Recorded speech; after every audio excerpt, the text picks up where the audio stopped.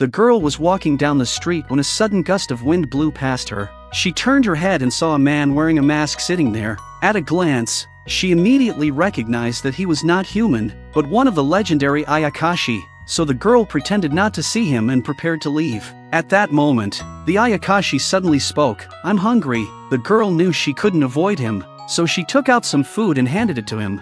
The Ayakashi reached out and accepted it. As the girl once again prepared to leave, the Ayakashi called out to her, "This is really good." And then he spoke her name with startling accuracy. The girl's name was Aoi. Since childhood, she had been able to see Ayakashi that ordinary people could not. Because of this, her mother despised her and abandoned her. Fortunately, her grandfather Shiro later took her from the orphanage, and from then on, Aoi lived with him. When she grew older, her grandfather eventually passed away peacefully, leaving her without her only family. But Aoi was already used to living alone. Her grandfather left her enough savings to get by. Life wasn't luxurious, but she didn't go hungry, and that was enough for her. Aoi believed her future would pass without any more turbulence. Yet one day, under a cherry blossom tree, she found something left behind by an Ayakashi. It must have been a gift from that hungry Ayakashi she once met. When she picked it up, she found it was a beautiful hairpin. But when she unwrapped the handkerchief around the hairpin, it suddenly grew larger and wrapped around her body. Aoi immediately lost consciousness. At that moment, the Ayakashi appeared again and declared that Aoi was his bride. He said she was to go with him to the Ayakashi world, known as the Hidden Realm. When Aoi woke up, she found herself surrounded by many Ayakashi. Standing before her was the same Ayakashi, and everyone called him Master Innkeeper. His name was Odana. Aoi was bewildered, so she ran outside to look around, only to be shocked by the sight before her. Odana approached her and said, "This is the Hidden Realm, the world of the Ayakashi." The place they were in was an inn within the Hidden Realm, called Tenjinya, and he was its master innkeeper. Then Aoi suddenly remembered something. She had once seen a photograph among her grandfather's belongings, and in it was Odana. Odana explained that he and Aoi's grandfather Shiro were friends. Like Aoi, Shiro had also been able to see Ayakashi. As for why he called Aoi his bride, Odana revealed the truth. Years ago, Shiro had racked up a massive debt at Tenjinya. Unable to repay it, he offered Aoi as collateral and signed a written pledge. If he could not pay back the debt, then Aoi would become Odana's bride. When Aoi saw the contract, she froze in disbelief. She could not imagine her grandfather doing such a thing, nor could she accept this marriage. But when Odana heard her refusal, he clapped his hands and ordered his people to take her away for hellish torture. To Aoi's surprise, the so-called torture turned out to be a bath, along with skincare and new clothes. Afterward, Aoi asked Odana exactly how much her grandfather owed. She insisted that she would work to repay it. Odana told her the debt amounted to 100 million. The number left Aoi in despair, but she stubbornly declared she would pay it off.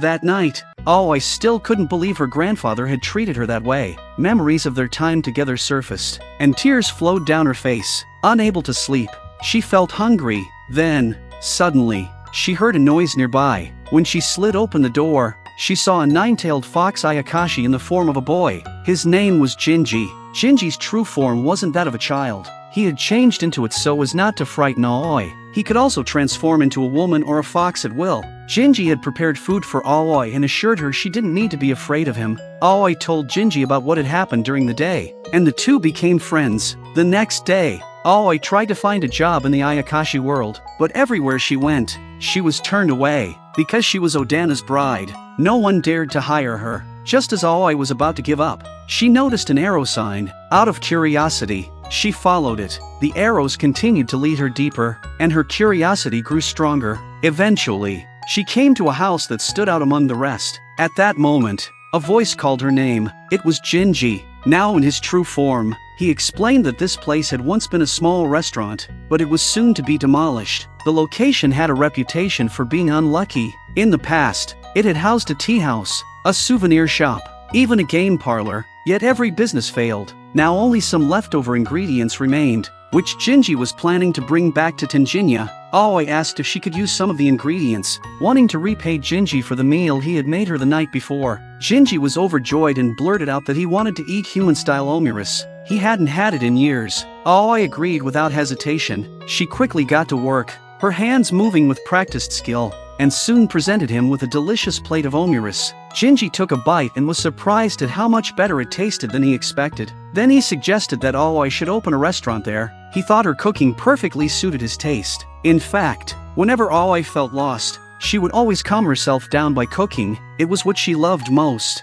Just as she finished preparing the food, she noticed an old man lying outside. Seeing him reminded her of her grandfather whenever he got drunk, so Aoi cooked more dishes and invited him to eat with her. After he finished eating, the old man realized who she was, the granddaughter of Shiro, the famous figure of the hidden realm. He praised her cooking, saying it was far better than the food at Tenjinya. Then the old man told her that 60 years ago, Shiro had once saved his life. To thank him, he had promised to give Shiro a treasure of the Tengu clan, the sacred fan, but Shiro never came to claim it. Aoi told him her grandfather had passed away just a few days ago. The old man grew emotional at the news. He then shared many stories about Shiro. Through his words, Aoi learned things about her grandfather she had never known. She began to feel a new determination to live bravely in the hidden realm, just as freely as her grandfather had. The next day, Jinji hurriedly brought Aoi to the main hall. There were many Ayakashi gathered there, and Odana was among them. It turned out the old man from the night before was no ordinary person.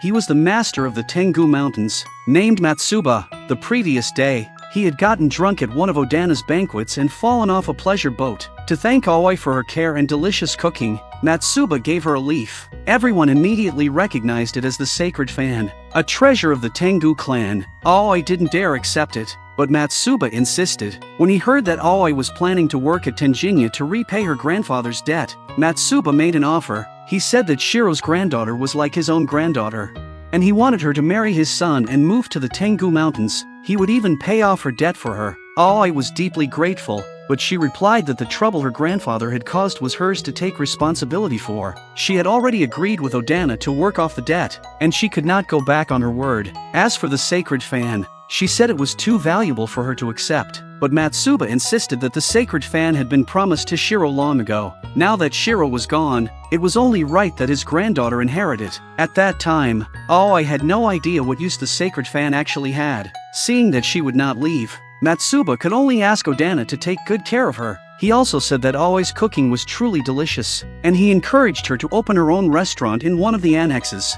After Matsuba left, Odana took Aoi aboard an airship, and once again she was amazed by the grandeur and wonder of the hidden realm. She asked Odana to allow her to open a restaurant. Even though it wouldn't be easy for a human to run a shop in the hidden realm, she was determined to try. Seeing her confidence, Odana finally agreed to let her give it a shot. That day, Odana decided to take Aoi to see the capital of the hidden realm. He had his maid dress her up exquisitely and put her in a kimono he had personally chosen. When Aoi looked at herself in the mirror, she could hardly believe how beautiful she appeared. Odana then presented her with a red crystal hairpin and carefully placed it in her hair. The hairpin's blossom would slowly bloom and eventually wither away. He told her that when the last petal had fallen, it would mark the final deadline for her debt. Soon after, the two boarded the airship and headed toward the Ayakashi capital. To keep other Ayakashi from realizing she was human, Aoi had to wear a mask. The city was dazzling with lights and full of life. They went to a geisha house and met Suzuran, a famous geisha in the capital. She was also the sister of Tenjinya's employee, Akatsuki. When Suzuran heard that Aoi was Shiro's granddaughter, she eagerly asked if Shiro had also come to the hidden realm. Just as Aoi was about to tell her the sad news of her grandfather's passing, Odana abruptly cut her off, refusing to let her continue. Later, Suzuran played the sanjen for them. Afterward, Odana invited Aoi out for sweets, and she gladly agreed. But as they walked, Aoi suddenly noticed some Ayakashi staring at her. Then one of them bumped into her, knocking her to the ground. Her hairpin fell off. When she picked it up, Odana was nowhere to be found. Panicked, she rushed into an alley, but then ice appeared beneath her feet, causing her to slip, and a snowball came flying out of nowhere, knocking her mask off. The surrounding Ayakashi began to crowd around her.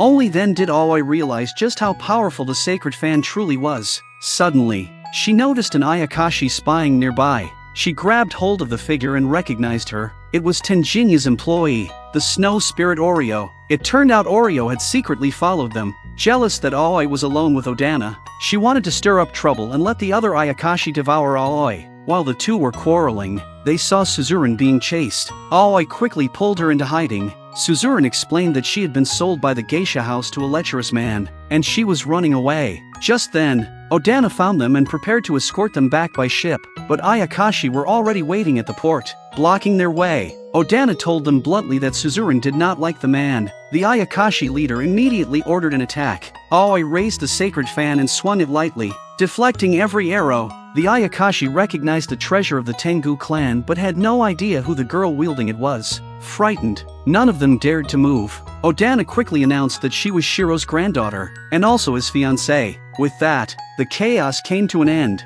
and everyone boarded the ship to return to Tenjinya. When Akatsuki saw his sister Suzuran suddenly appear at Tenjinya, he hurried forward to ask what had happened. Meanwhile, Odana had already learned of Orio's mischief. Before officially punishing her, he decided to confine her to her room. Back at the villa, Aoi found Jinji already waiting with ingredients prepared. The two of them planned to work together on the restaurant's menu. Jinji believed that human cuisine would be very popular in the Hidden Realm. Just then, Kasuga came running with Oreo on his back, saying she had suddenly collapsed and lost consciousness. In this world, whether human or Ayakashi, everyone longed for strength, value, and recognition from others. At Tenjinya, every employee earned their position through ability. Because Odana despised those who didn't work hard, Oreo had always worked hard to improve herself in hopes of gaining Odana's acknowledgement. She had been sent away as a servant when she was young, though often scolded by her masters. At least she wasn't starving every day. Later, she followed her master to Tenjinya, but when she accidentally broke a valuable item, she was about to be severely punished. At that moment, Odana appeared and saved her. He let her stay to work at Tenjinya and even healed her injuries. Odana's intervention had changed Oreo's life. From then on, Oreo worked tirelessly to win his approval, but when Aoi suddenly arrived, jealousy consumed her, and she ended up disappointing Odana. Yet Aoi did not resent her. Instead, she made different flavors of ice cream to help bring down Oreo's fever. Hearing Oreo's story, Aoi was reminded of her own childhood. Her mother had abandoned her, leaving her alone in the house. She had gone hungry for days, until a kind Ayakashi gave her food. Later, Aoi received a box. Inside was the bowl she had admired so much during her visit to the Ayakashi capital. It turned out Odana had bought it for her. Using that bowl, Aoi made 2-flavor ice cream, intending to give it to Suzuran, but as she went upstairs, she found a crowd gathered outside one of the rooms. Peeking in, she saw chaos inside. The walls and ceiling were covered in spider webs. It was Akatsuki and Suzuran, fighting bitterly. They were arguing about Suzuran's desire to go to the human world. In the end, Suzuran overpowered Akatsuki and sent him flying. Just as Aoi kindly brought in the ice cream, it got knocked over in the commotion, right onto her own head. Odana took Aoi back to his residence, gave her clean clothes to change into, and brewed her some tea. From Odana's words, Aoi learned about the past of Akatsuki and Suzuran. 40 years ago, the two siblings were Ayakashi living in the human world, and they had once harmed humans. At that time, Shiro, who could freely travel between the human world and the hidden realm, subdued Akatsuki and took care of them for a while in the human world. Later, Shiro asked Odana to bring the siblings back to the hidden realm. Akatsuki stayed at Tenjinya as the steward, while Suzuran went to the capital to train as a geisha. Shiro loved listening to Suzuran play the sanjen, so he often visited her at the geisha house, but Shiro hadn't appeared in 10 years. Suzuran, however, always remained grateful to him and continued to harbor feelings of love for him. Now that Shiro had passed away, Suzuran still insisted on going to the human world, which was why Akatsuki tried so hard to stop her. Aoi understood that life was not easy for Ayakashi, just as it wasn't for humans, so she pleaded with Odana not to punish Oreo. She had only made mistakes because she cared too much about Odana. On their way back, Aoi was delighted to receive matcha. Among all the gifts from Odana, it was her favorite. Suddenly, Odana asked her if she still had any lingering attachment to the human world. Aoi answered that since she was human, she would eventually have to return there. The next day, Aoi found Akatsuki waiting outside. Akatsuki had never liked Aoi and didn't want her touching him. Aoi teased him by threatening to toss him into a pot of oil, fry him up, and then eat his legs. Akatsuki was so frightened he couldn't get a word out. Oreo told Aoi that her cooking had the ability to restore an Ayakashi's spiritual power. She urged Akatsuki to try some, but Akatsuki arrogantly declared that he would never eat food made by Shiro's granddaughter. That was when Aoi realized her cooking actually carried such effects. She made Oreo's favorite oyako dumplings, and even offered some to Akatsuki. Although Oreo claimed that Aoi's cooking was nothing special, she still cleaned the plate entirely. After settling Akatsuki, Aoi went to visit Suzuran. The ice cream Aoi had made reminded Suzuran of her days with Shiro. Years ago, Suzuran and Akatsuki's parents had been killed by humans. In his quest to grow stronger, Akatsuki attacked humans endlessly, until Shiro subdued him. Shiro took them home, and the very first meal he made for them was dumplings. After that, Shiro took the siblings in. He often ordered Akatsuki around for chores, but he doted especially on Suzuran. At first, Akatsuki despised Shiro, but gradually he let his guard down. After losing their parents, it was the first time they felt the warmth of having a family. But not long after, Shiro sent them back to the hidden realm. Later, Shiro stopped visiting Suzuran to hear her play the sanjin. It was then she learned Shiro had a granddaughter and was living with her. She had always thought Shiro was alone, which was why she wanted to stay by his side. When she realized Shiro had family, she truly felt happy for him. But even though Shiro was no longer in this world, she still longed to go to the human realm. She wanted to live in the place where she and Shiro had once shared their lives. When Aoi returned to the villa, she found that Akatsuki was still stubbornly refusing to eat the food she had prepared, so she gathered a variety of vegetables and fruits, juiced them, and forcefully made Akatsuki drink it. After eating, Akatsuki finally regained his true form. Aoi persuaded him not to let stubbornness leave him with regrets. Before Suzuran left, he should go see her off and give her some encouragement. Remembering the first meal her grandfather had once made for them, Aoi decided to teach Akatsuki how to make dumplings as a send-off for Suzuran. Soon, under Aoi's guidance, Akatsuki learned how to wrap dumplings. When he tasted the dumplings he had made, he realized they carried the exact flavor of the one Shiro had once made for them. Before leaving, Akatsuki asked Aoi not to tell Suzuran that he was the one who made the dumplings, but Suzuran figured it out anyway. Her brother was left-handed, so the dumplings he wrapped had a unique pattern different from others. For Suzuran, that flavor was the symbol of those cherished days of happiness. She would never forget it, and Akatsuki's dumplings made her clearly feel her brother's heartfelt emotions. The day of Suzuran's departure finally arrived. Since Aoi came from the human world, Odana asked her to accompany Suzuran on the journey. After bidding farewell to everyone, Aoi and Suzuran set out for the human realm. Before long, the two of them safely arrived at their destination. They visited Shiro's grave to pay their respects, and Suzuran once again played the sanjin for the late Shiro. Aoi had prepared a lunchbox for Suzuran, but Suzuran suggested offering it to Shiro instead. Perhaps he, too, would want to taste Aoi's cooking. Grateful to Aoi for bringing her there,